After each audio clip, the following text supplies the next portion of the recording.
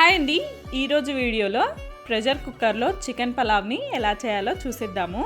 ముందుగా అయితే చికెన్ని బాగా వాష్ చేసుకొని అందులో 2 టేబుల్ స్పూన్స్ ఆఫ్ కారం, అలాగే రుచికి తగినంత ఉప్పు, అలాగే పసుపు, అల్లం వెల్లుల్లి పేస్ట్, 1/2 కప్పు పెరుగును కూడా వేసి మ్యారినేషన్ చేసి పక్కన పెట్టండి.